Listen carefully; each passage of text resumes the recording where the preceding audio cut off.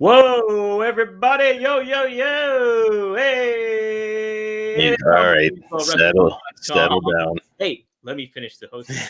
This is Dominic D'Angelo of WrestleZone.com, and I am here with my degenerate brother, none other than Marcus D'Angelo of not of WrestleZone.com, but he's just a slapdick. Hey, Marcus, how are you? Dominic, you are the slapdick. It says so right under your name. I'm just a degenerate. Oh, yeah, you are the degenerate. Get your shit together.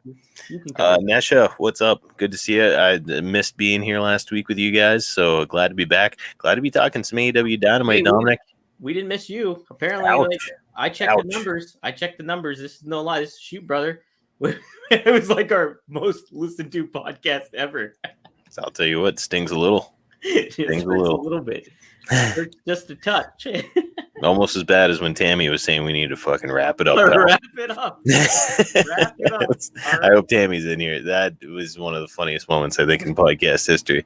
After you and I got off that night, I continued laughing about that for like 30 minutes. That was really funny. How long is this stream? How much fucking longer is this going to be? Jeez.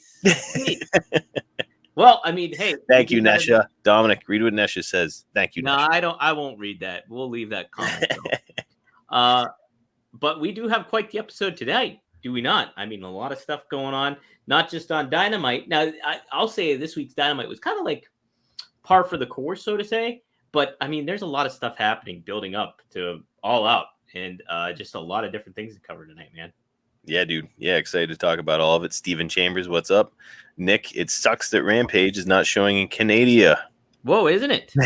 No, I guess not. That does suck. Dominic, I will be there live. We'll talk about that a little bit too. Yeah, we're pretty pumped for that. Should be very interesting. Pittsburgh, PA, home of Britt Baker. Oh boy, sure you don't want me to host? No, I'm all right. Had a little bit of coffee. Real quick though, Marcus, I do got to ask you, what is your thoughts on wearing white socks? White socks. I think I'm wearing white socks right now. I am too. So hey, how about that? Huh? I don't have a problem with it. I mean, if you're wearing black shoes, you better reassess. Yeah. But aside from that, I mean, dark shoes in general, it's a no-no. But if you're wearing white shoes, white socks, you're golden, baby. You're all right. See, people, I don't know. I guess it's out of style or whatever. It's not the thing to do. Dominic, Nesha feels that we should host a Rampage show. Nesha, I don't know if I could stand to talk to Dominic that much throughout the course of the week. I mean, if I'm being honest, this is punishing. I mean, it's a little much. It's a little much. Yeah, I kind of just the interaction with you. It should be in small doses, Yeah, I'll tell you what. You suck. So let's talk about AEW Dynamite, Dominic. Yes, let's talk about it. I will start it off with this: the main event. Malakai Black, man, I think he's a made man after Wednesday night. What are your thoughts? Yeah, he looked impressive. Came out of the gate looking good. He and Cody, I mean, Cody kind of had an out with like an injured leg situation. But I mean, he came out of that looking strong. I see him going on a really nice run in AEW, and then when Cody eventually returns, maybe he'll get a little revenge. Well, I mean. See, that's what's kind of it's obviously an open door was left. But I mean, let's just talk from a match perspective. I mean, it was basically like I would say a squash, right? I mean, it's Cody's not afraid to get people over like that. He did it with Brody Lee, and and he made notes for two big guys, so Malakai Black and Brody Lee. I mean, that tells you something that how they want to position Malakai Black moving forward. And I think where he's going to lay out, it seems like they're going to have a match at All Out, right? Yeah, I mean, it's a work, brother. So Cody's just being a pro, going out there, putting people over strong. And Nesha's asking, what about the Cody retirement bit? That's what this is about. He's going and doing the Go Big show. I believe he's got filming on that coming up. He had to split, or at least is going to have to split sometime here in the near future to go do filming on that for a few weeks. Then he'll be back. Yeah, Marcus, what do you think more so from him cutting that promo? Were you kind of buying into that he was maybe actually retiring? Because Cody has said before that he doesn't plan to wrestle like when he's 40 or something like that. Yeah, I mean, if that's what his choice is, then by all means. It certainly seems like he's got a lot of options. I know he's doing like the show. He's doing like a reality show. He's doing Go Big show. I'm sure he's got a little Hollywood opportunity here and there coming up. So I mean, he's got to do what makes him happy. He's got to do what preserves his body. Obviously, how I feel about Cody. I think he's awesome. I don't want to see him retire ever. But at the same time, can't help but be happy for a guy like The Rock, for example. Can't help but be happy for a guy, like he kind of started from the bottom and worked his way up to and being a huge movie star, living his best life. And something that's cool about The Rock and Cody is that, if stars like that ever get big, like The Rock is the perfect example. Like he went away, and like even in the early 2000s, like The Rock had to distance himself from wrestling. Like there's just no way he could have made it in Hollywood if he did not distance himself from wrestling. So he had to take that moment where he would not really talk about WWE. He wouldn't talk about wrestling that much. But you look at it now that he's like the hugest movie star in the world. He talks about wrestling all the time. Yeah. And like embraces it and loves the history and everything like that and talks about it constantly. Heck, the TV show about it. Cody will do the same thing, if he gets to that point. But I think I don't know. I just don't want to see Cody retire yet. People are like, some people are like, just I want him to go away, things like that. I like Cody. I think he adds so much to the product. When he does wrestle, I think it's tuned in television basically.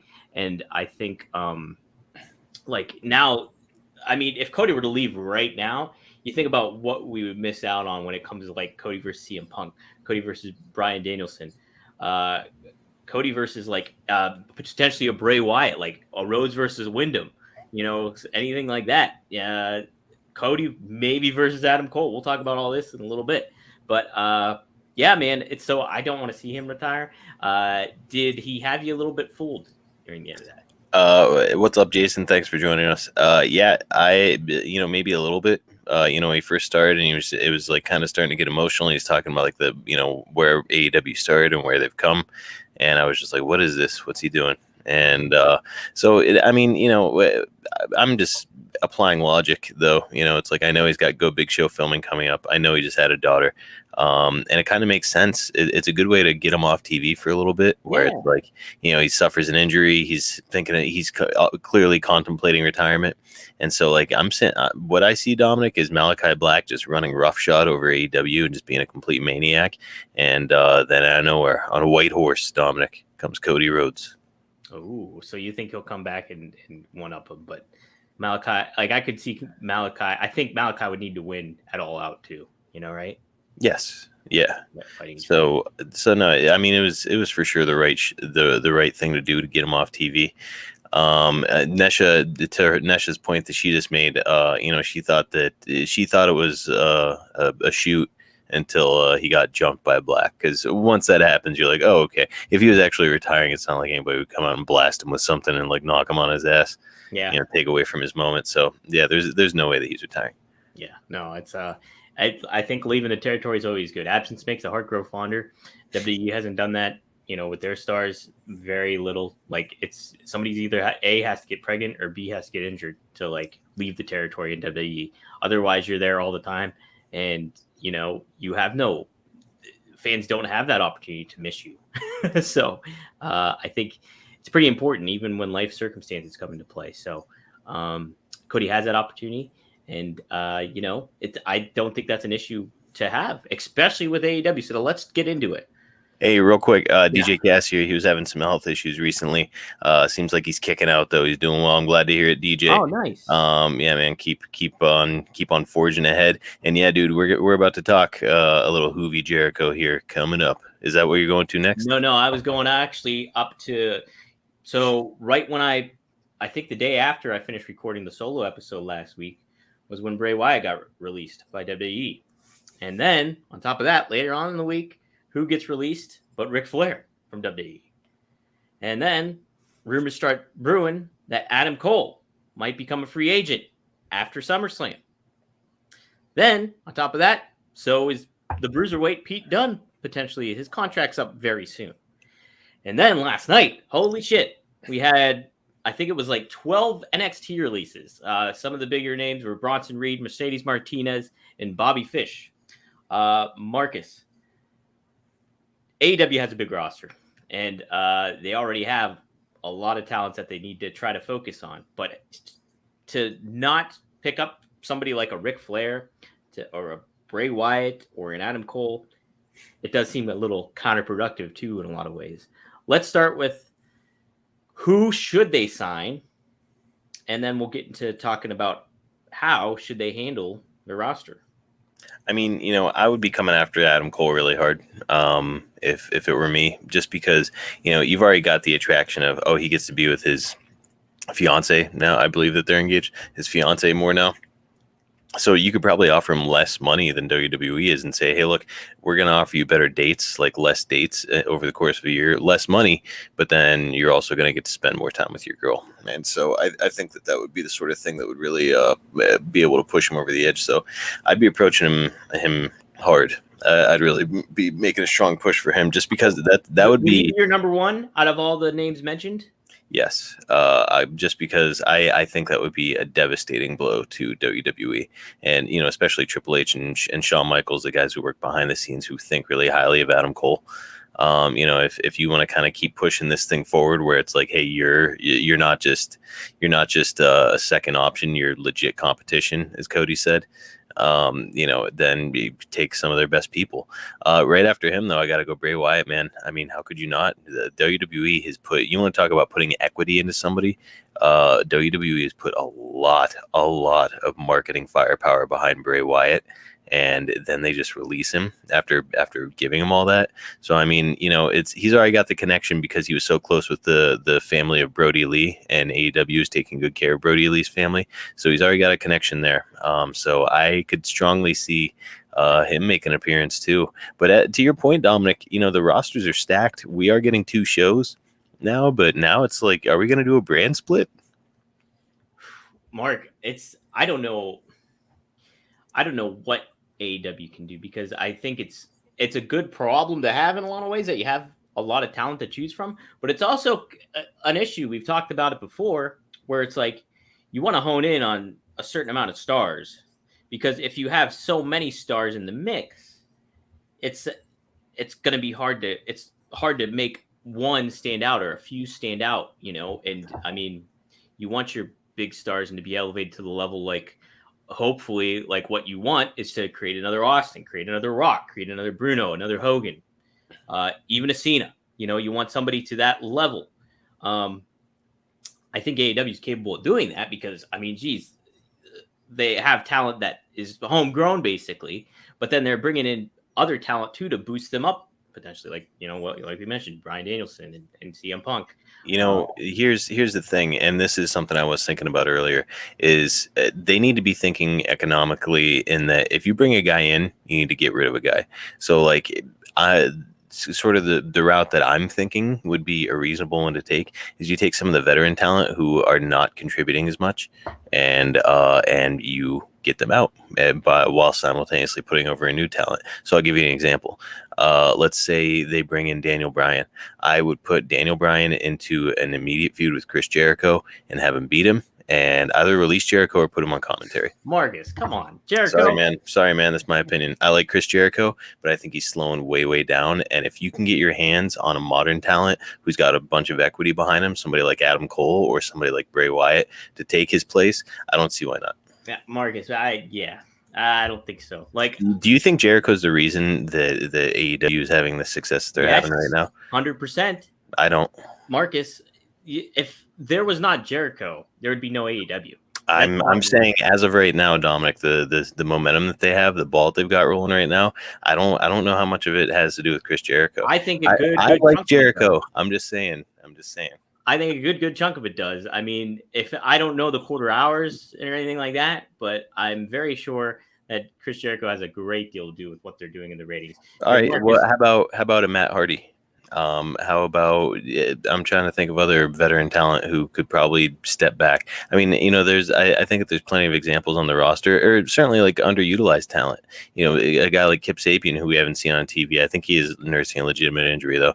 Like just these guys who like barely get used. Why not push them out the door every time? Push somebody out the door every time you bring somebody in a nutshell.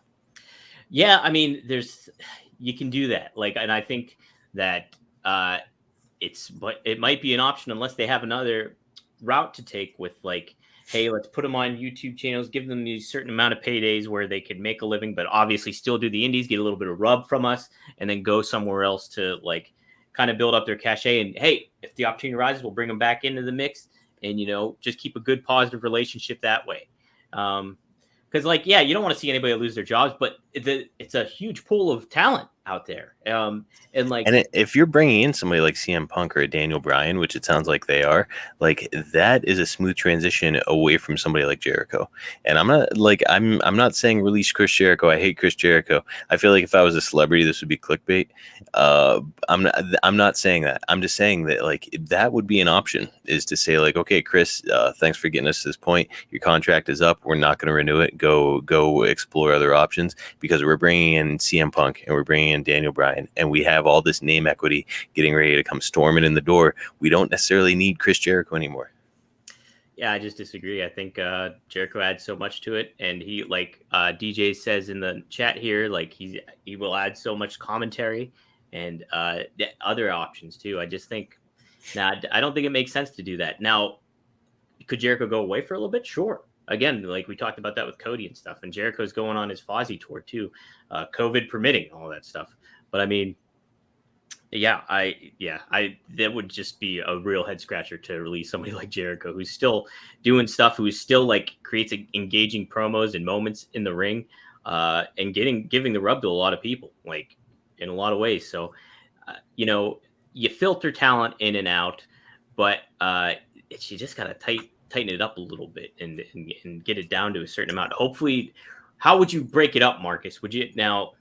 I wouldn't do a brand split. I think I wouldn't do a concrete brand split, but and this is what I said last week, is I would do like an unofficial brand split almost, where you have certain talent really featured on Dynamite and then other talent really featured on Rampage. But there's not a set thing like, okay, these guys compete on this evening and then these guys compete on, but you do present it like, okay, yeah, hey, we're seeing Eddie Kingston, for example, just on Rampage more often. Like, oh, if I want to tune in to a show, I'll see Eddie Kingston on Rampage, or I'll see the Pinnacle here on Dynamite, or whatever, I think more than anything, it's just going to require a more organized approach to formatting the program, like where you say, okay, we've got X amount of talent. Let's say, as you and I said, I think before, I think the ideal number is 32. You say, okay, I've got 32 talent. On each program, I can fit in, let's say, 16 of those talent. So we're going to alternate. So 16 of the talent are going to be on Dynamite this week. The other 16 will be on Rampage, and then we'll flip. So then the 16 that were just on Rampage will go to Dynamite. Then the other ones will go to, you know what I mean? I get that. Maybe not the same 16, but you just break them up into half, and then keep swapping people around.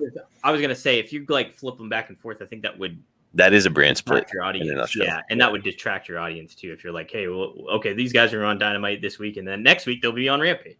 How many people are on the AEW roster at this point? Do you know? Geez, I don't know. I don't know who's like officially signed and who's just like working for them. But it's a pretty decent amount, man. It's a pretty decent amount. And, because you think about it, took me a little bit to like kind of register, hey, Lance Archer wasn't on this week at all. Right. And obviously he's doing stuff with New Japan, but I mean, it's just something you think about where it's just like, man, there's so many people to keep track of that, how do certain ones stand out and everything. And hey, look, Nesha just made a point here, and it's something that I think that we should address. She's saying put the younger/newer talent on Rampage to work their craft. I maybe not necessarily in that way, but let's say, Dominic, with more people, you need more elements to get people over.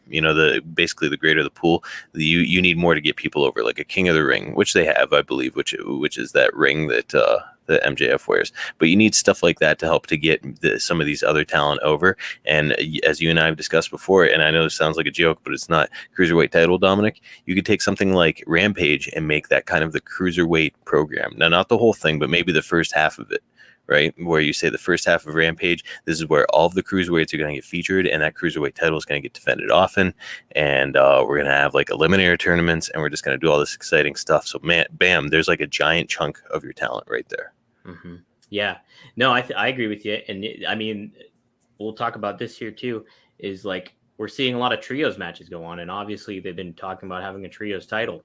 I think that's going to be inevitable. And maybe it'll happen at Rampage, Premier Rampage. You'll make an announcement or something. I wouldn't mind seeing a mixed gender tag team title. That would be pretty awesome because you know what?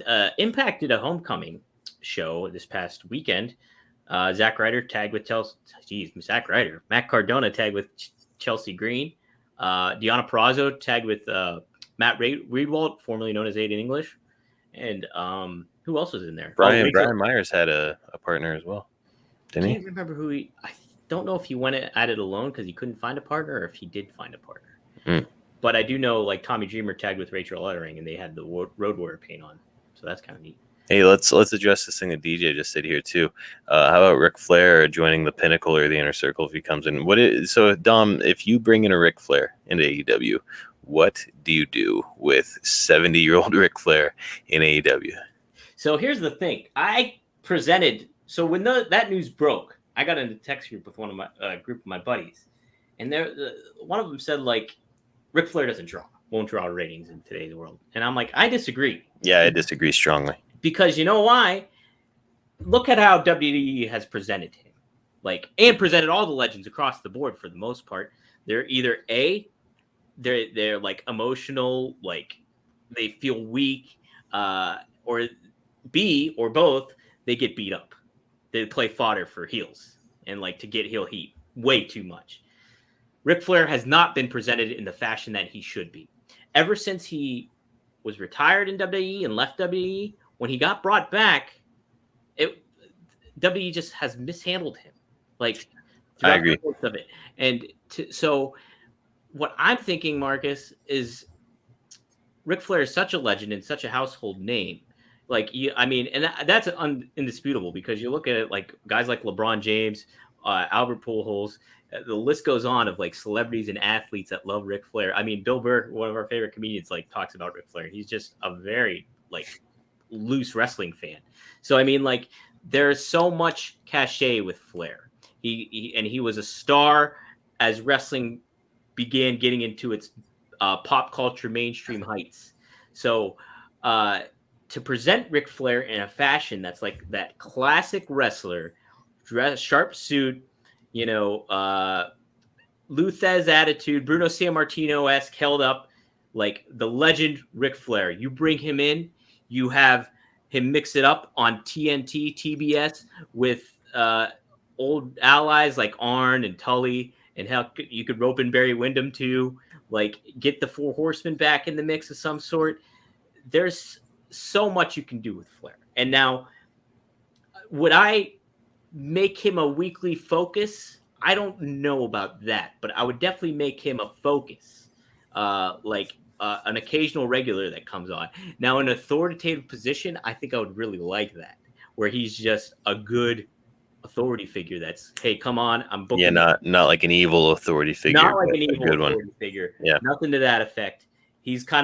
He's almost like the moral compass attitude of AEW, where he's got that partying lifestyle. He's still Ric Flair, but damn, when it comes to booking a show or having a match or like regulating, Ric Flair can do it, baby. And that's how I would handle Ric Flair. So Nesha has made the point, and on its face, it seems correct, right? Why she's saying AEW doesn't need Ric Flair, she loves him, but let him retire. He's in his 70s, and on its face, it sounds correct, right? Because it's like, does this company need a 70-year-old man to come in to the company? Like, how is a 70-year-old man going to contribute for the amount of money that you'd be paying him? But here's the thing: is when it comes to Ric Flair, there's a reason why football teams are having him come in and do pep talks. There's a reason why he's featured in rap videos and commercials. Like, he is a pop culture icon. So like getting somebody like him on your roster would be about the equivalent, if you think about it from a pop culture standpoint, of getting somebody like The Rock on your roster. Now, The Rock could obviously still be a regular wrestler where Ric Flair's wrestling days are over. But just like the fact that he's got so much name cachet that comes with him and name value, as Nesha just said, Ric Flair is, I mean, you can print money having Ric Flair in your company. Think about the opportunities from a merchandising standpoint. Just there alone, you'd probably pay off Ric Flair's contract. Imagine if they released Ric Flair action figures in the AEW line. It's money. So it's to not bring in Ric Flair, I think, would be silliness. It's ridiculous to think otherwise. Mhm. Like, why wouldn't you bring in the greatest of all time, arguably? You cannot, and like it just makes sense. It makes sense to do it. Why not?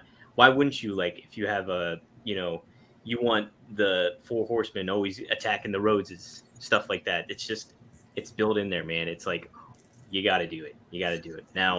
And by the way, like, I love Chavo, and I love the fact that he's paired with Andrade El Idolo. I mean, who would be a better speaker for Andrade El Idolo than his father-in-law, Ric Flair? Yeah, I don't think Flair should be in that kind of role. I don't think he should. I think he should. I don't know. I can see him giving Andrade the rub in a big way. Well, sure, but I think I think Andrade. So it's almost to the effect of how Charlotte doesn't want Flair to be by her side because she wants to make her own ways. Now, I think the same should go for Andrade. Chavo's great for him because I think Chavo is a recognizable, established star, but obviously not to the level of Ric Flair. But he's also somebody that we know and can associate with, but is somebody that also can convey, the attitude, the persona, and channel Andrade in a fashion that won't overshadow Andrade if you have somebody like Flair next to his side. So I think Chavo's perfect for him. So I do want to touch on Adam Cole and Bray real quick. Adam Cole, so the report is, as of this moment today, Sean Ross Sapp reported that apparently the talks between, like, this on SmackDown last night, Adam Cole was in a meeting with Vince McMahon, and apparently it's reported that Vince McMahon does like Adam Cole, like, from a personal standpoint, and there's plans to bring him to the main roster. They want to put him on the main roster. Well, so my question, if I was Adam Cole, is where was this conversation 8 months ago? Yes, where was this a year ago? Where was this a year and a half ago? Did I become a better wrestler in the past year? Nope. It's still the same guy. Still a great wrestler. Always have been. Always has been. And then he's always, at the top of the NXT's card. And there were so many times where Adam Cole was like, all right, what's next for Adam Cole? Because he's pretty much achieved everything and then some in NXT. So Vince brings him into this. Hey, Vince likes him. Vince likes a lot of people. Vince acts like he likes a lot of people and thinks they have a lot of talent to bring forward. But then when push comes to shove, he books who he wants. He books and handles how he wants. Adam Cole has a whole lot of charisma and can be a main event talent. But if you're coming from Vince's perspective and how he always views stars and the big aspect is, I'm starting to call it the Cardona Taz test, is like, if Vince didn't make you, then you're not one of them. Like, then you're not in his mix. Adam Cole has been obviously made himself, but like, who's been elevating him too has been Hunter and Shawn Michaels. Like, so he's not a Vince creation, he's a NXT creation. So they might try to sweet talk him because simply they don't want him in AEW. If I were Adam Cole, I'd scoot the boot and get over to AEW and enjoy my time with Britt and enjoy your time with your other friends that you've made. Because I mean, people like Adam Cole, like fans, friends, everybody. So he could fit right in the mix, and he could be a top star in AEW. I think. Go ahead. 10 seconds or less, Dom, before you talk about Bray. I just want to address what DJ said. Sure. Bronson Reed. I don't know anything about him. Why don't you give your take? Bronson Reed, good fit AEW? Yeah. So I like Bronson Reed, and he's a hell of a worker. He was the former NXT North American champion just a mere 3 months ago when he won the title. And he's a big dude. He's a unique look, great on the mic. I think you can find a spot for him for sure. Again, it goes to the point of, hey, where is this all going to lay out? Because a lot of talent, but I think you could get Bronson Reed in the mix. But I think I hate saying you gotta let people go, because I don't like saying that at all. But it's like, you have to figure stuff out. You gotta focus on stars, because you want to make stars. Even worse is, these guys get cut, then they can't work. To Steven Chambers' point, it's they have to wait 90 days. Well, let me hold on to that, because reportedly too, a lot of these NXT stars that were released yesterday only are going by the Malakai Black contract, where they only have a 30-day non-compete clause. Oh wow. So they don't necessarily have to. So they'll be ready to go by early September. So if that's the case, so I have to say, and this is just like a periphery WWE guy where I just like kind of hear about it, see clips of it online and stuff. All those people that got cut yesterday, none of them really jumped out at me as far as like name value is concerned. Like Bobby Fish, I've heard of him. I love Bobby Fish. Right.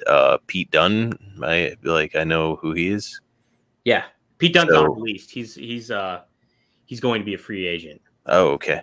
So that's it, man. Like that's about all I know out of like that giant roster of people. So it's like I would be super selective if I was AEW. Like, look, if you think you can find a home for Bobby Fish, since he's got that name value, go ahead and bring him in. But aside from that, I'd probably say like, hey, good luck out in the Indies. Like, if hopefully you guys can show us something, we'll bring you in. Bobby Fish, I would love for AEW to grab, and like you could get him with Adam Cole if you can. And like get them as like an alliance, and like plus he would be a great brain to pick for a lot of the talents. Like in a lot of talents today, tag teams, they've based their style. I know, oh my God, Violence is Forever from MLW, Dominic Guerrero and Kevin Koo. They love Red Dragon, which was Kyle O'Reilly and Bobby Fish. So I mean, he's got a lot of knowledge. So bringing in somebody like Bobby would be great. But it's like, again, a lot of people. I mean, honestly, if you're looking to spend a lot of money to bring in new talent, essentially there would be two areas as of right now where I would focus, and that is Adam Cole. I'd be paying him substantially to get him away from WWE, and what you want to talk about next, Dominic, Bray Wyatt. You're right. Yeah. Yeah, Mark. I think so. Bray, yeah. Obviously, I wouldn't do the Fiend stuff with him.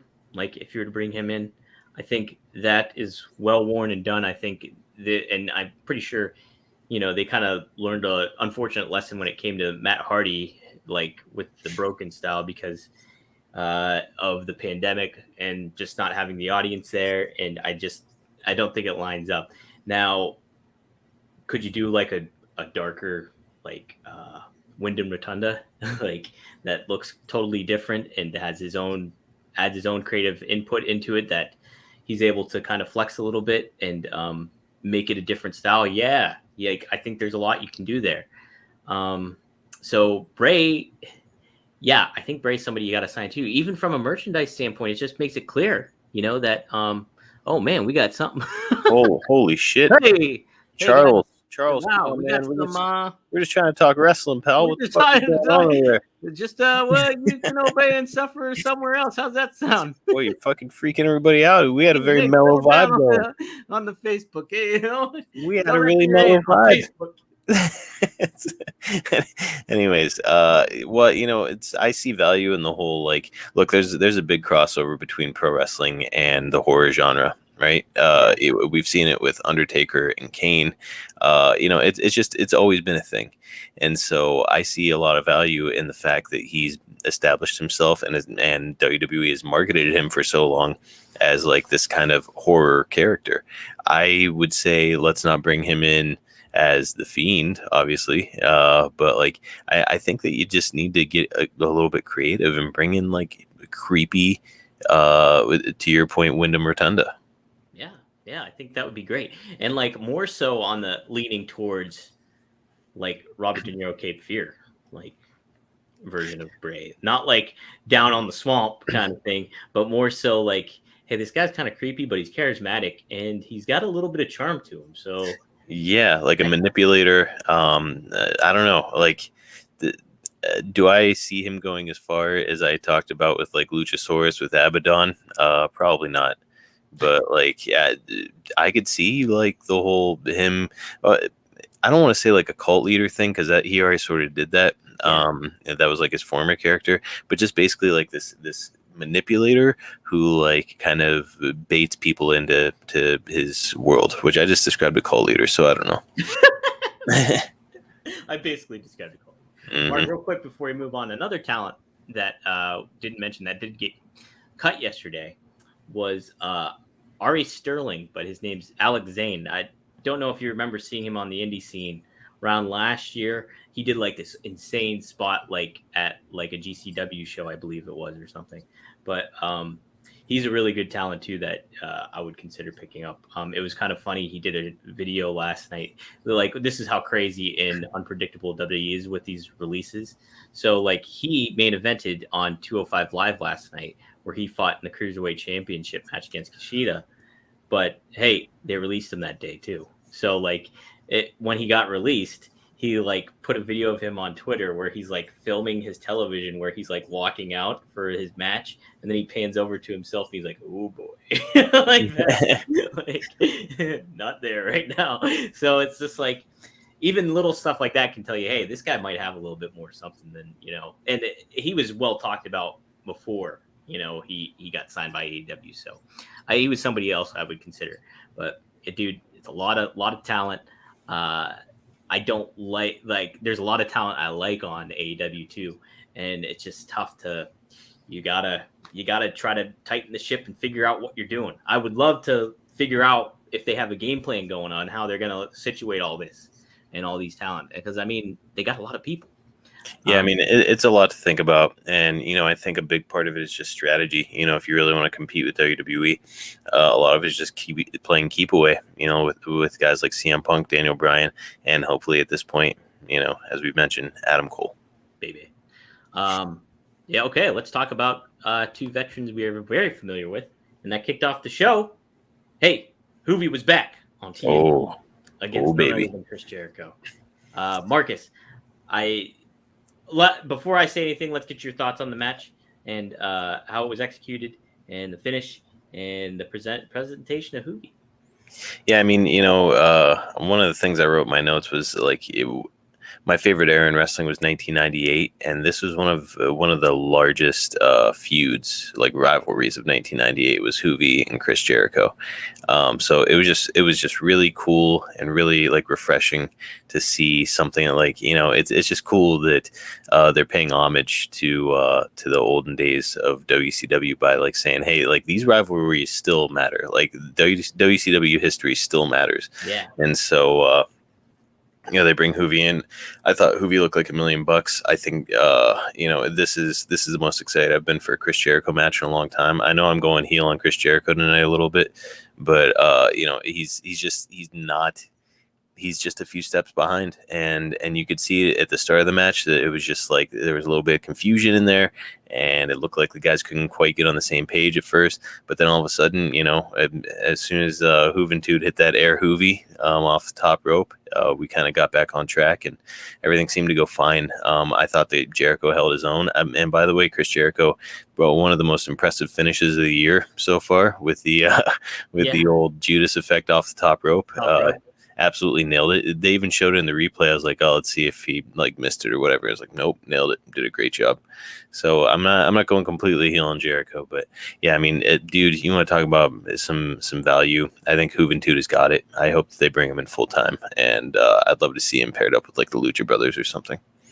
That'd be awesome. Yeah, again, I don't think you can really bring in a whole lot of people.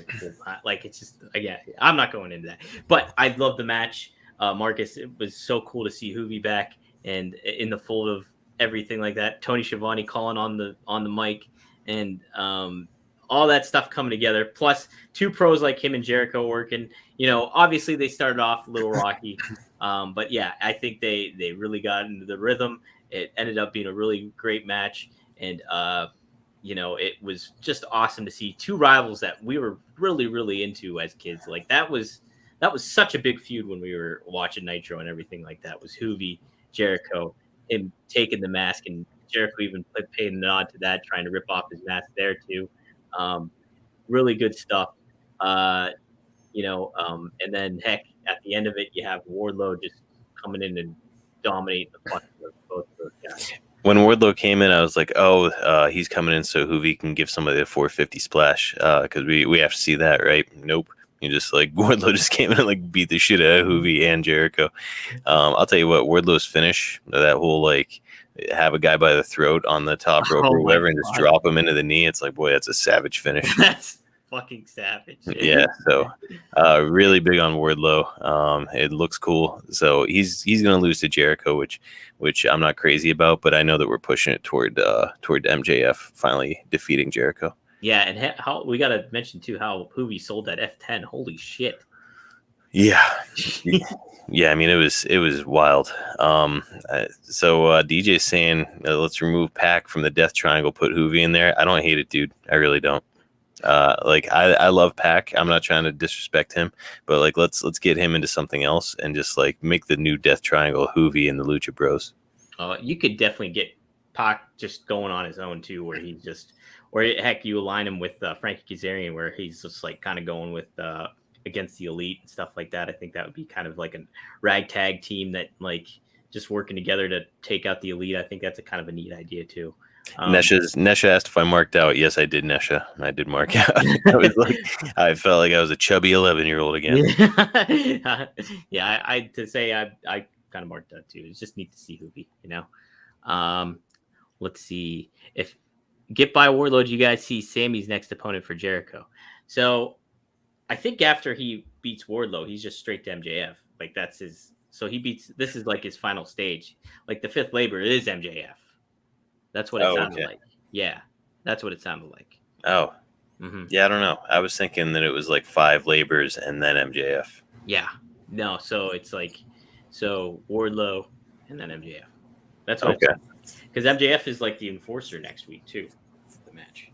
So, I agree with whoever that name is, Terseg, about Pac. He should be in the title picture. He's a phenomenal wrestler. Unbelievable ability, unbelievable look.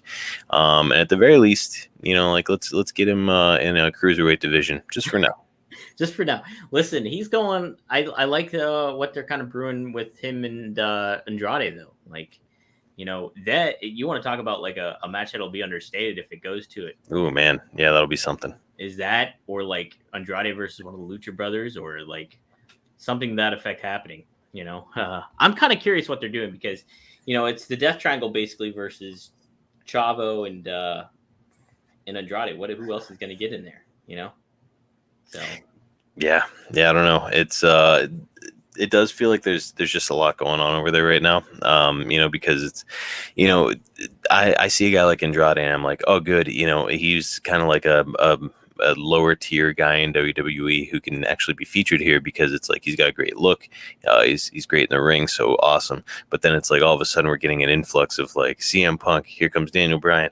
Here comes like possibly Bray Wyatt. It's like all these guys start coming in. It's like, what about some of these other guys that we were starting to build up? You know, like what's going to happen to Andrade? You know, that's pushing him pretty far out of the world title picture. The more names like that you bring in.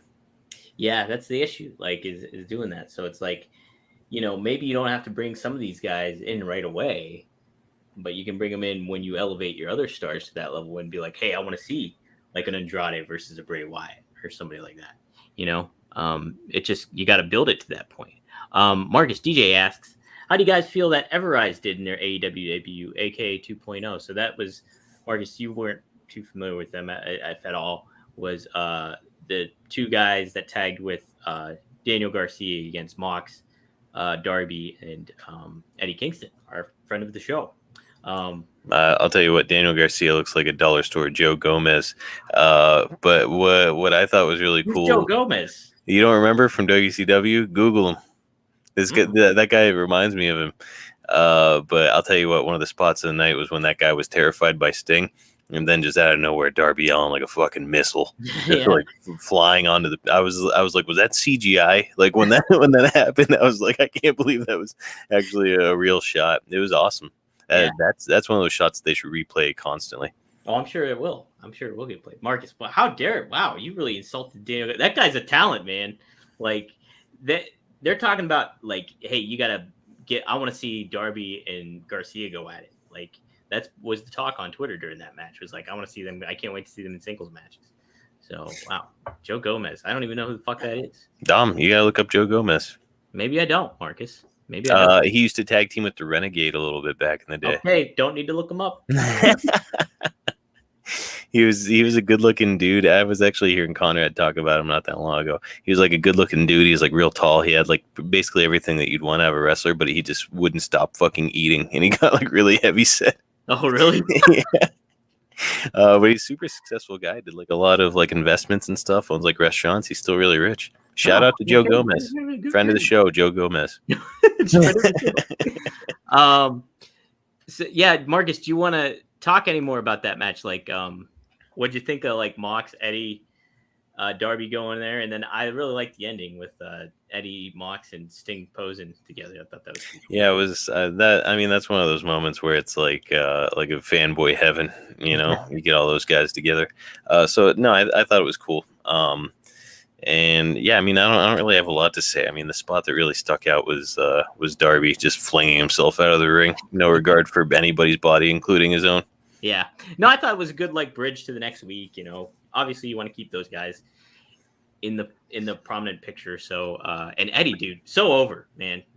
Crowd chanting like crazy when he got tagged in, man. Friend of the show. Yeah, so really glad he's out there just doing it. Marcus, I know you want him to be a friend of the show coming up.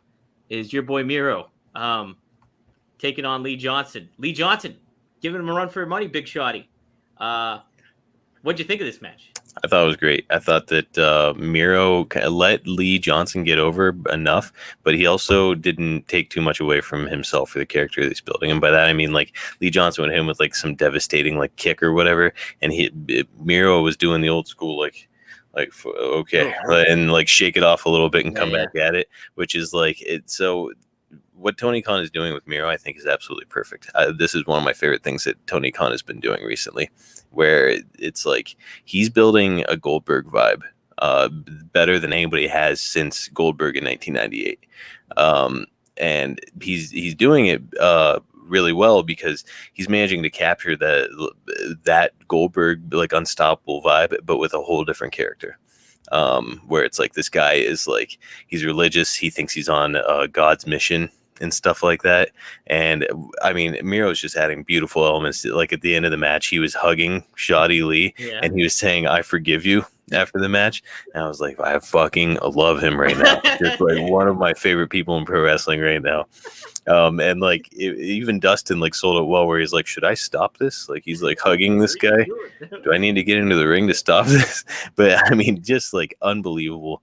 And seriously, like you can get the same effect with Miro as you got with Goldberg. I really believe that. Mm-hmm. Well, man, it's over.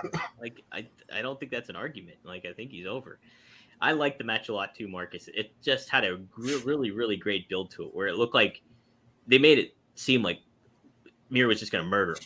Like he was dominant. Like they're going to go to commercial break, and I was like, this is not going to last that much longer after that, and it lasted. And like Lee Johnson like put on a pretty damn good show, and Miro did a very good job helping him get over. Obviously, I think they handled it right ultimately, but like heck. That's how you get younger guys up and cooking, you know, is having those kind of matches for them. And like, so you can like, I don't want to say put a pin in Lee Johnson, but like, hey, there's a note about Lee Johnson that you can go back to later on. You know what I mean? Yeah, absolutely. And really, you know, it's Miro stood out in that one also just because it's like he knows when to sell, he knows when not to sell. You know, you can tell that he was trained really well. I don't remember who his trainer was, but whoever it was did a great job because he knows exactly what he's doing out there. Somebody down, was it Tom Pritchard? I can't remember who it was. It might have been. I don't know. This guy who's saying his name is The Rock, Stone Cold, Steve Austin, Eddie Guerrero, all together. He's saying he's wishing Miro would have come in like this. Me too, but I'm willing to wipe the slate clean at this point just because Miro's nailing it. He is nailing it. DJ asked, did they turn Miro babyface right away? Did they turn maybe babyface right away with his new music change? No, he's still a heel. Yeah, I think that's almost like a little bit more heel, where it's like this guy who's like an asshole and who's acting like he's on God's mission is coming out to this like better than you kind of music. So no, I think it's a heel move. Yeah, that just says Tony Khan thinks it's 1998 AEW is WCW. Hey, I'm good with it. I don't have a problem with that. Yeah, I mean, if he can capture the same vibes as we got in '98, I'm solid, loving it. DJ loves Shoddy Lee's work too. Let's see what else. I think it's Nesha. Somebody said that Eddie. Oh no. DJ said Kingston should go after Omega's title. I kind of agree with that. Like, let's talk about this. Christian took on the Blade. Christian's undefeated now. Still. Oh, I know, Dominic. The announcers made a fucking point to say it like 30 times. We all know exactly what Christian's about to do, right, guys? like holy shit. Let's suspend our disbelief a little. They were just like, oh, he's undefeated. Might be in line for a world title shot. And then they said that 30 more times. I think, though, they're really hammering it home because I don't think that is what's going to happen at All Out. I don't think that's going to be the title picture match at All Out. You disagree? I don't know. I think it's happening. I certainly got that impression. And why not? Either. That's another thing that you and I talked about when Christian first came in. Like, oh man, down the road, it'd be really cool to see him wrestle Kenny Omega. And it's like, hey, we're about to get a big influx of talent here. So let's go ahead and fucking hot shot that one and kick that can down the road a little bit. See, I think that's something you can wait on. I think I still think that's a story that can really be kind of played out where Christian keeps outworking everyone. So, I mean, we all know what's going to happen here, right, guys? So Christian and Omega are going to have the match. Omega's going to go over. He's going to take it too far and keep kicking the shit out of Christian following the match. And for the save, CM Punk. Possibly. I think, though, CM maybe. Yeah, I could see that.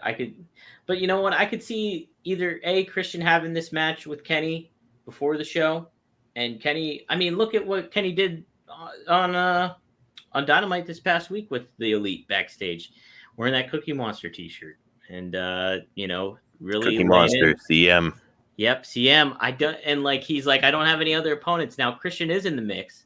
I would like to see. This is how I'd like to see it go down, Marcus. Is kind of to what you were saying.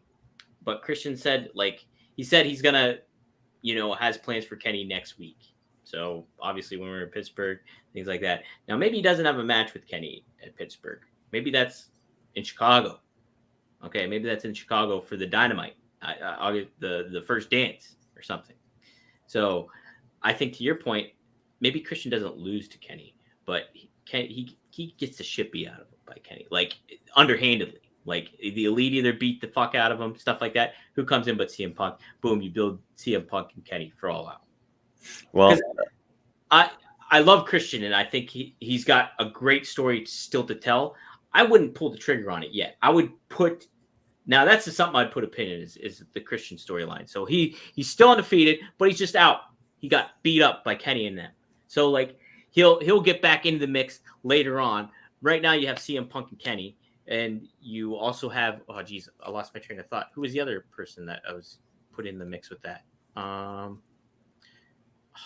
can't remember. But like you dress CM Punk and Kenny, and then later on you bring Christian back in the mix. He still works his way and gets to Kenny or gets to the champion, whoever that is at that point in time.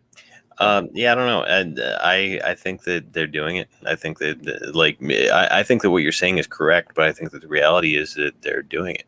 I think that we're going to see Christian versus Kenny Omega for the title, and I think that we're going to see CM Punk interfere. Now, this guy whose name I'm done trying to pronounce. TR, let's just call him TR. Yeah, TR. He's saying, why would Punk save Christian though? How would that make any sense? And here's the thing: is it would have nothing to do with Christian and everything to do with CM Punk saying, all right, I'm sick of this fucking guy. And that's basically the vibe that he would be coming out with, right? Where it's like, hey, look, he just happens to be kicking the crap out of Christian. I'm done watching this guy. He's an asshole. And he goes out to the ring. And we got our next feud. Steven says, do you see possible triple threat Page, Cage, and Omega at the pay-per-view? I don't see Adam Page in the mix at All Out. He kind of got shafted here, if you think about it. That's what I want to talk about, too, is Hangman was left kind of hanging, right? I mean, you want to talk about starting to get over. He was getting over huge, getting massive reactions. It was almost like a homegrown, like the fans are telling us, okay, we need to put the strap on him. Mm-hmm. And you and I were on here saying it's happening, at All Out. He's going over. He's going to win. And then all of a sudden we do a big change, which is a clear indication to me. Anybody else or anybody at this point who's like doubting if CM Punk is coming in, I mean, you just all you have to do is look at that situation and you know exactly what's going on. CM Punk is coming in. He's going to be in the world title picture. They need a heel for him to come up against as opposed to a strong baby face. And so it just makes sense to pair him up with Kenny Omega. Yeah. I mean, you want to talk about a massive pay-per-view sale, whatever the next pay-per-view is after the one in Chicago. If it's going to be Kenny Omega versus CM Punk, I mean, like, we could be talking in the millions in sales. See, I'm just not. I know you're all about it, all about you're thinking it's Christian and Kenny at All Out. I just don't think that's it yet. I really don't. I don't know. Here's the other route you could possibly take with that is have Kenny Omega come out and say like, oh yeah, I've got a challenger, local Chicago legend, and just bring out some fucking jabroni, and like, they'll just make a farce out of it. And then all of a sudden Cult of Personality kicks on in the arena. Just imagine that pop. Yeah, that'd be something. I think we're going to get a lot more further development, obviously in the weeks to come, but First Dance happening August 20th. First episode of Rampage next week, August 13th. We're going to get more of a clear answer, but I think they're really hammering home, hey, Christian's undefeated, and he's in line for a title shot. Oh, he's undefeated? I didn't know. Oh, yeah, Marcus, you didn't know that? You weren't aware? So he should be the number one contender with being so undefeated. He is. I think they announced that. He's so undefeated, Dom. They should think about a title shot. I think he deserves one, It was just very on the nose for the entire program. So, and here's another reason to why I don't think it's going to be Christian at All Out is why would you shift Hangman out of that picture in favor of Christian at this point in time? Because it would make sense. Like, I can see why they would do it for Punk. Because you need somebody who's going to go over, or who's rather going to put Kenny over. So if you put Kenny versus Hangman Page in that situation, Hangman has to go over. Okay, I guess that's a fair point, but I just don't see that. I don't see it happening. I don't know. I don't see that as the match that you're going to have on. I'm calling it right now, Dominic. $10 on PayPal says it's going to be Christian and Kenny Omega it all out. Hey, don't you owe me $10 still for Hangman? Incorrect. Incorrect. Because we talked about who's turning face, who's turning heel many moons ago. False. I don't know about that. I don't like betting money, but I'll bet an eBay item with you. Worth $10. Fair enough. Okay, so if it's anybody else, so it's got to be Christian versus Kenny at all for you win. Otherwise, right. I win. I'm the winner.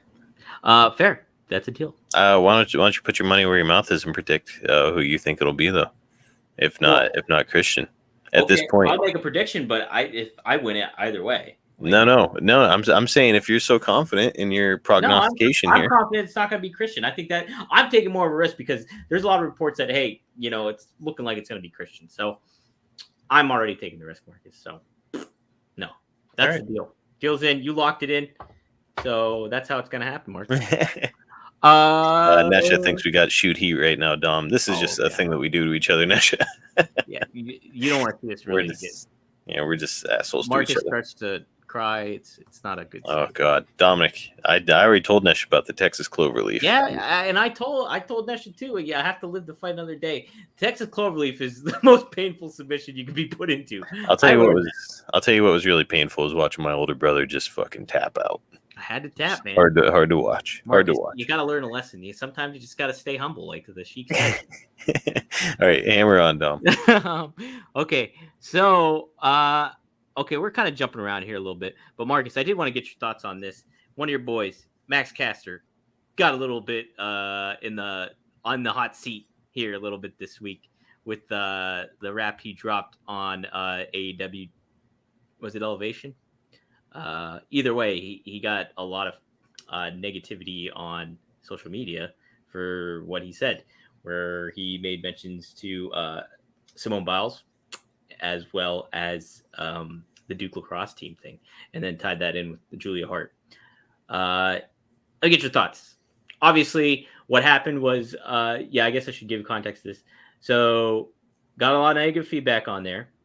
AEW removed the clip and then removed that video of Elevation, edited it, and put it back on without that doing it. And then Tony Khan went on Busted Open Radio to made mention of it. He's like, hey, I thought that was terrible.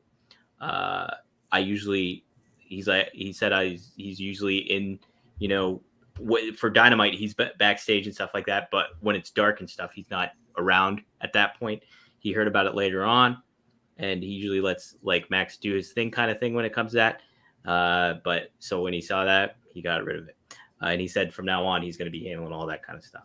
Marcus, what do you think about, was it that big of a deal? And then later on too, Max Caster got removed from a certain indie show too, because from what it seemed, I don't know if he removed himself, but he was removed from that card, whether he did it willingly or, the promotion decided to remove him. What the indie promotion? I don't know, but let's get your thoughts on all that, Mark. Yeah, I thought that Max Caster had kind of been walking the line a little bit when it came to those in the first place. He was making right on the border of homophobic remarks. He was making like sexually suggestive remarks to people at times, and so I think that there's room for some of that to a degree, but I think that he needs to be censored. So it's like he's funny, he's good at what he does, he's a good heel, great look, good wrestler.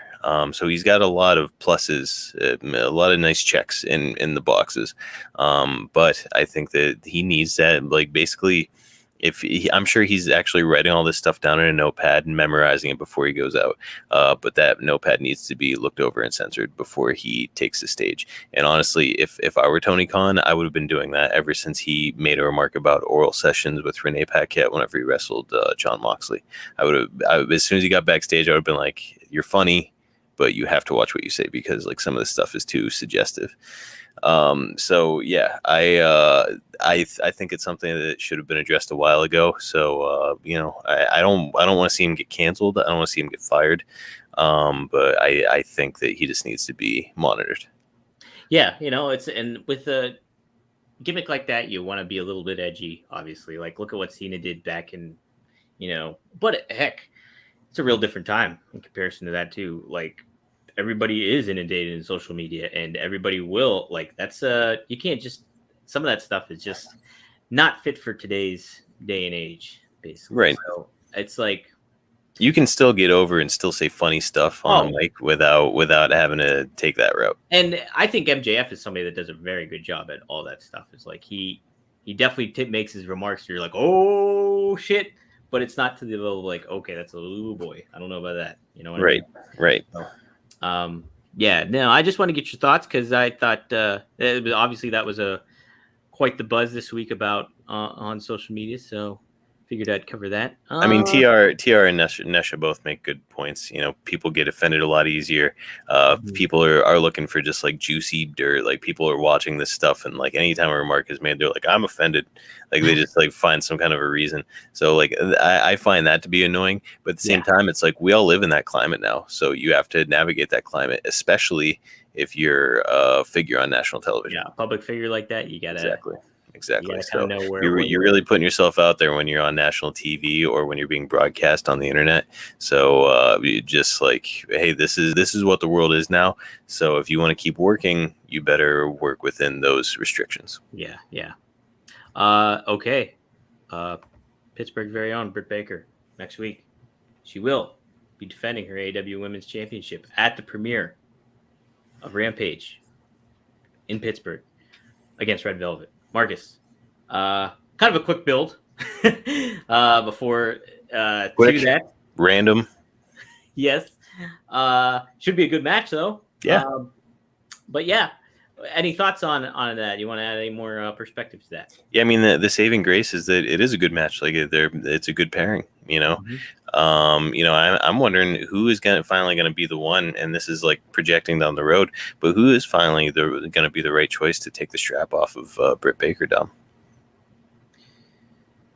I think, it's down the road. I want to say it's Thunder Rosa. Has to be, right? I mean, she's the only real option. They've each got a win over each other, I think, now at this point. Thunder Rosa is like nobody's on her level as a wrestler there. nobody. I'm trying to think of one single person, and I can't. She's head and shoulders above everybody on the roster as a wrestler. So it would kind of make sense to me to have her more of like a technical aficionado beat Britt Baker, who's gotten over strongly because of her character. Here's how I would handle it. You put Thunder Rosa in the Dusty Rhodes role and make her have the thrill of the chase.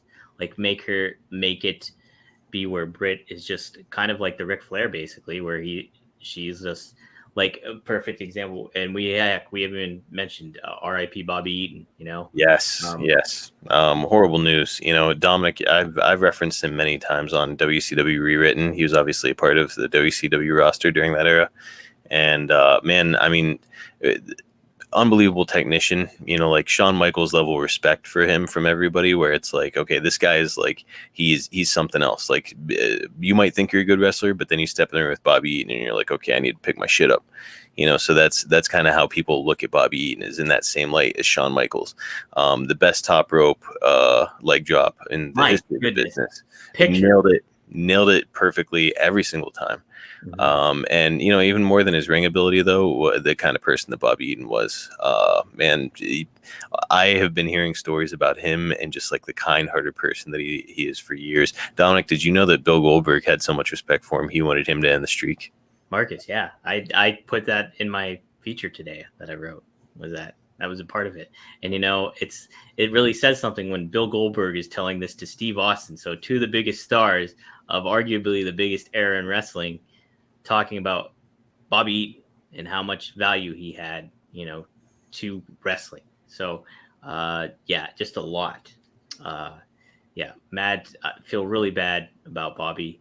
There's a GoFundMe on social media. If you look, there's also Collar and Elbow made an awesome t-shirt. I already scooped it up.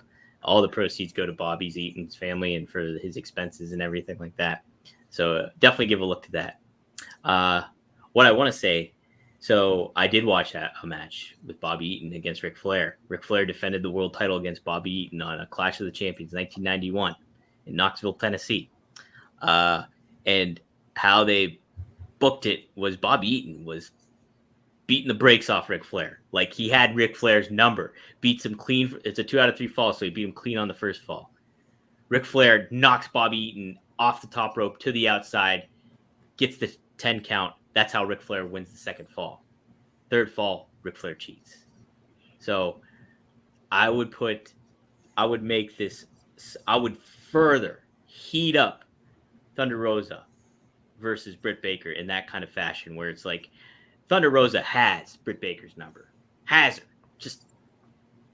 her pinned down, targeted, but it's just like Britt keeps getting fucking out of it. Like whether she's avoiding her or whether she's cheating out, it's just like, and you build that over a course of months and months, and then once the time comes, whether that's next year or you know, for a big pay-per-view or something, and heck, you could close out a pay-per-view with that if you build it enough, and then you get Thunder Rosa gets the win. And I mean, what I'd really like to see is that old school thing where like Britt Baker keeps like winning or losing by DQ just to like avoid taking the loss.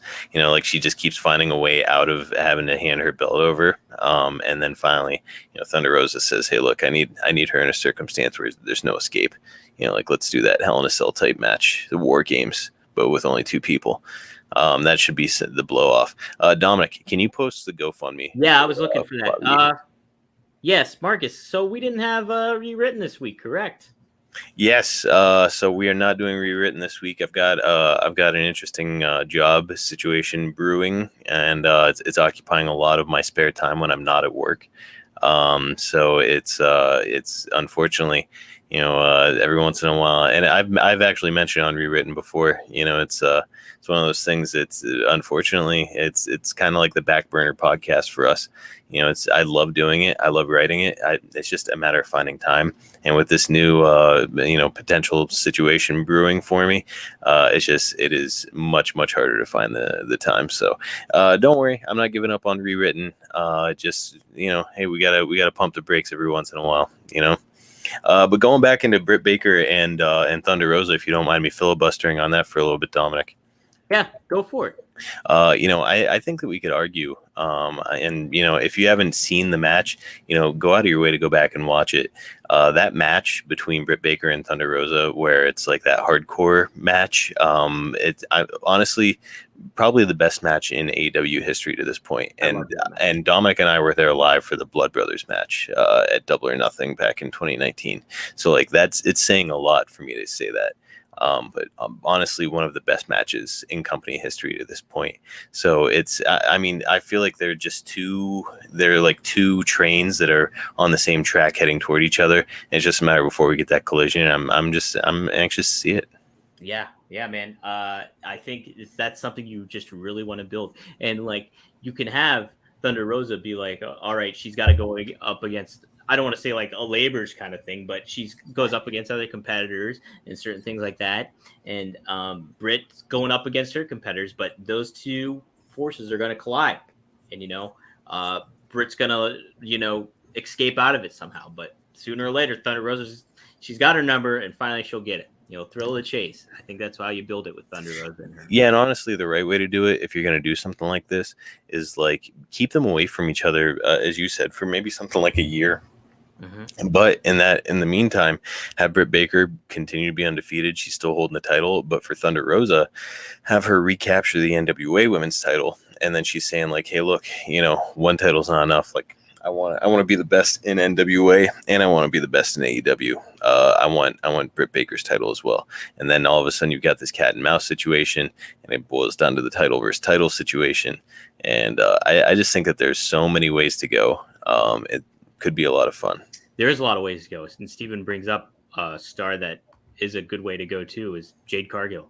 He's sick of seeing the Jade promos. He wants to get her in the ring. I agree. Like, I think that Jade's such a presence, but she's such a huge factor you can put in the mix too, where it's like she's somebody that Thunder Rosa has to go up against, on her journey. And like, but Jade is somebody you can absolutely get into the mix too. I think she's somebody that you should really focus on too if you're AEW. Yeah, and she's not just a great look. I mean, she's a great athlete. Shows when she's in the ring. I mean, she's skilled. Yeah. To be that, with that match with Shaq, that was her first match. Yeah. So I mean, she looks like $1 million. She wrestles like $1 million. So I see a really bright future for her. I'll tell you what. I don't know if it's just because Layla Hirsch is only 4'11" or what, but that girl beside her looked like she was 7 feet tall. Neil is gigantic. So I mean, I wouldn't mind seeing her come up against Jade. Yeah, Mark. That's gonna be a match on NWA Empower, is Camille versus Layla Hirsch. I really liked that match between her and Bunny. Like, Layla's great, man. She's such a unique, talent, and what she's able to get across in the ring is great. And Bunny did a very good job too. Like, both of them had a really good match, and it's going to be neat to see that juxtaposition of Layla Hirsch fighting that, David versus Goliath, basically. Yeah, Nesha, great things come in small packages. She's only 5'1", so I mean, hey, the little people can take over the world, baby. Short people got. Boy, that guy sucks. Randy Newman. Yes, but no, dude, I agree. I couldn't agree more. I think that Layla Hirsch is an awesome athlete.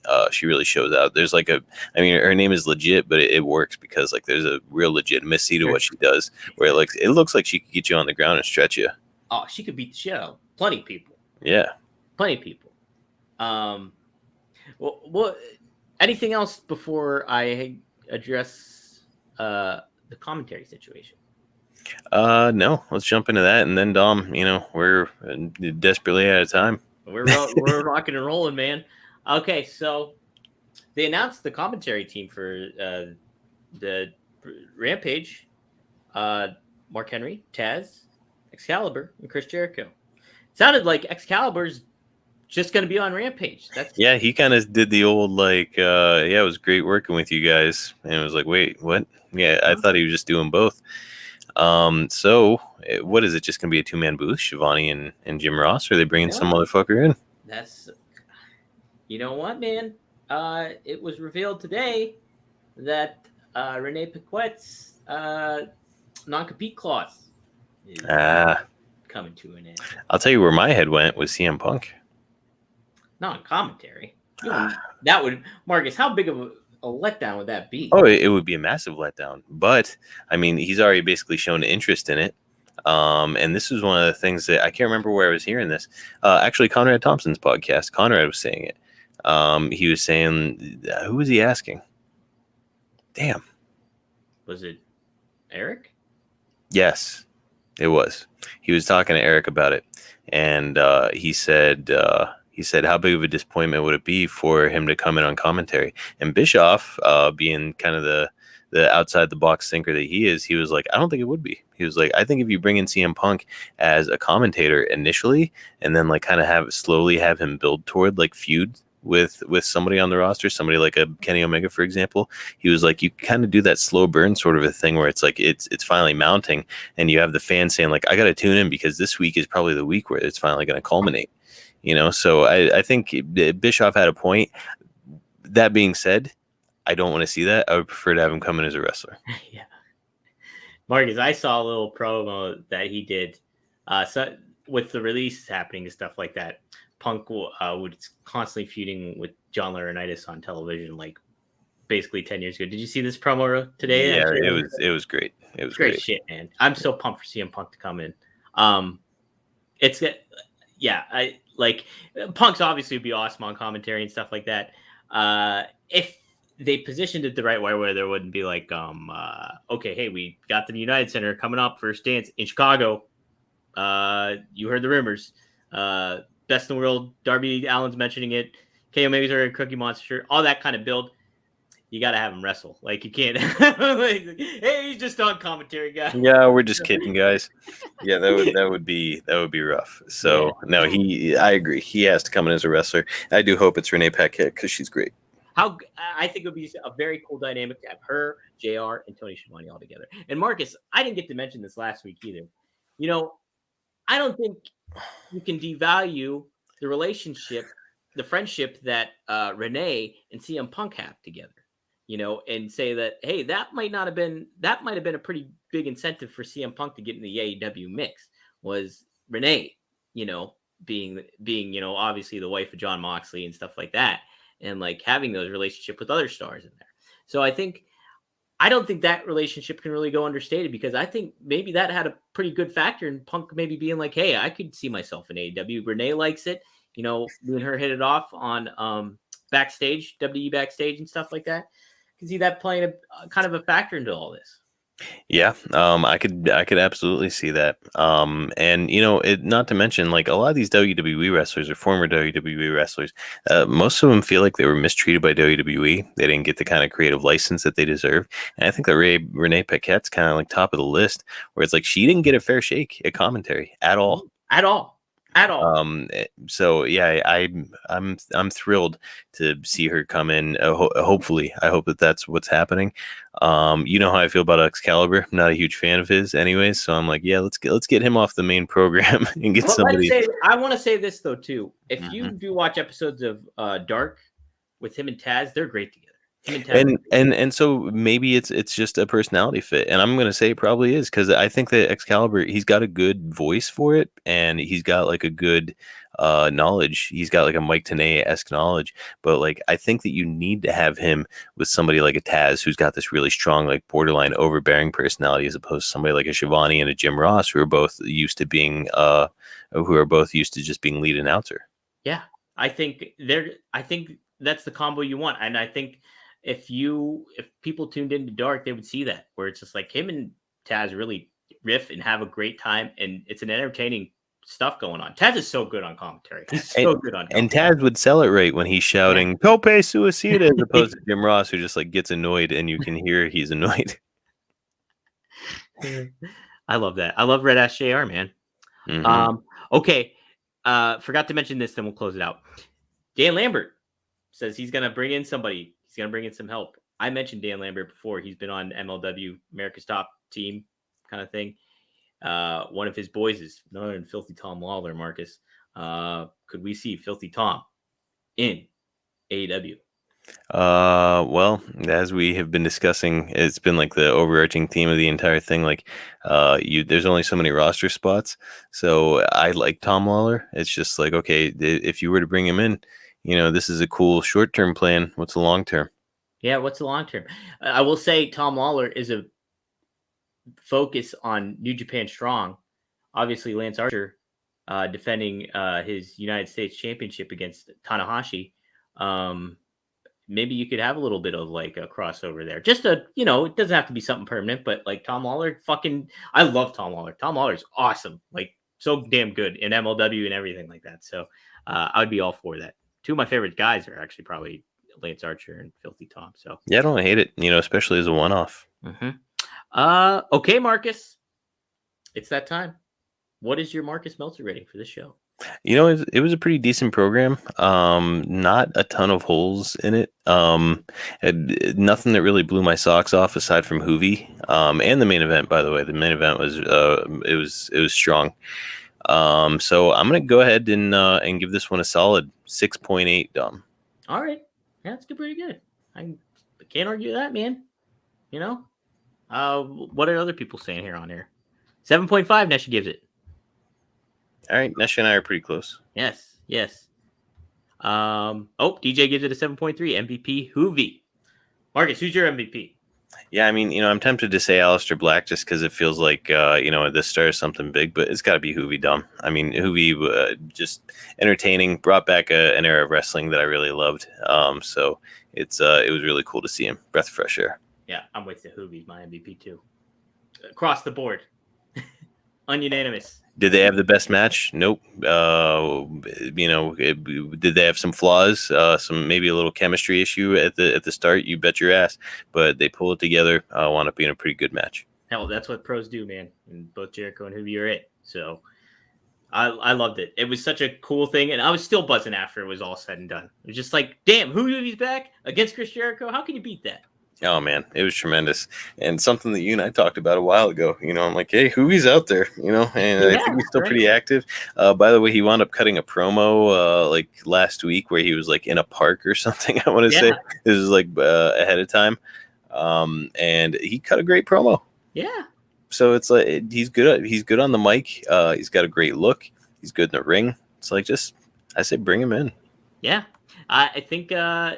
Yeah, if you bring him back, like I don't think that's the last we're gonna see Hoovy. Hey, inaugural AEW Cruiserweight Champion, Juventud Guerrera. You know what? He should be in the bracket, Marcus. I know he should win if he's in the bracket. Oh my goodness, that would be something. Mm-hmm. You know what? It would be a great story to tell with him going up against. I'm trying to think of who would make a good going up against like a Jungle Boy. Hey, and I say in the first round, have like Juventud versus a mystery opponent, Chris Jericho. Let's do it again. And Hoovy goes over. That would be pretty sweet. Yep. But you guys, like, imagine him mixing it up with some of the cruiserweights, like in AEW, like those younger guys, like Sammy Guevara. Fuck, man. How about Ray Phoenix? Ray Phoenix, damn. Just the list can go on, man. There's your boy Matt Sydal. Oh, him and Matt Sydal. There's your final in the bracket. There's your final, huh? Yep. Man, a lot of people saying Black came off as a total badass at the end. Love with the whole match from the entrance to the air. Yeah, we didn't even talk about the entrance. That was good shit. Yeah, it was. It looked like he crawled out of hell or whatever at the start. I was like, oh, that's cool. They need to further that, though, and have like the flames shoot up out of like a hole or whatever, and then the flames die down, and then he climbs up out. Yeah. Dude, I love his fucking entrance to NXT, so something like that is, yeah. Oh, third man, Dom. What's the air? Oh man, Hogan brother. But what side is it on? The humidifier. Dehumidifier, you go straight to hell. That's a new world organization of humidifiers, brother. All right. Let's see. Yep. Steven says time for the AEW Starter Cruiserweight division. Imagine Brock versus Juventud. Hot damn. Ooh, man. That would be something. And Nesha says the Bucks need a stylist. They lost their swag again. They look like they were wearing adult onesies. I know that they weren't because I saw that it was a shirt, but it matched up well where it looked like onesies. They had a lot of Easter eggs in that too. Bollywood Boys, obviously CM Punk. Who was the other one? There's another third big one that was in there too. Oh, Ric Flair. Fucking Don Callis wearing the Ric Flair robe. A lot of Easter eggs going in that. Interesting time to be a wrestling fan. Marcus, how do they follow you on Twitter? You can follow me at Marcus P. D'Angelo on Twitter. You can follow this podcast, 2 Dynamite Dudes with Attitude, at 2 Dynamite Dudes. Dominic, how do they follow you? How do they follow WrestleZone? Yeah, you can follow me on Twitter at Dominic D'Angelo. You can follow WrestleZone on Twitter at WrestleZone.com. You can go to WrestleZone.com for all your wrestling news needs. And hey, check out my feature on Bobby Eaton. Wrote it today. And I'm sorry, I wrote it yesterday. Actually, it was published today. But give it a read. Like somebody, Marcus talked about it. Like WCW, we're on the tail end. Like, well, not the tail end, but we were. Bobby Eaton at that point was a guy putting over Goldberg and like just a talent, like a lower mid card talent at that juncture. But like, so my knowledge of Bobby Eaton was not that good. But hearing about him through people that have been in the business, people that, grew up watching the him in his heyday with the Midnight Express and both variants and, even that singles competition stuff with Flair, man, and just him being such a nice guy, I had to write about him and like just tip the cap to him because it's somebody, he epitomizes what's all that is great about wrestling, like the pure, like on a business based on con artists and separating the consumer from the cash. Bobby Eaton was somebody that, was true blue.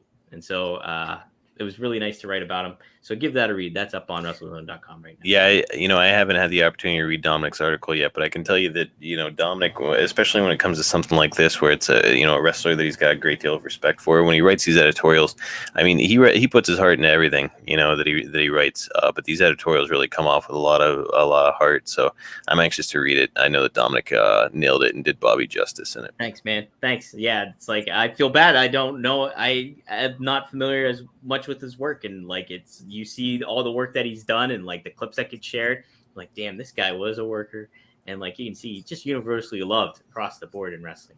Kevin Nash on Instagram made a kind of like a lighthearted comment about him. He was like, like if you're on the road and you needed anything, Bobby had it. He could help you with it. He was like, if you lost your button, he would have a matching button.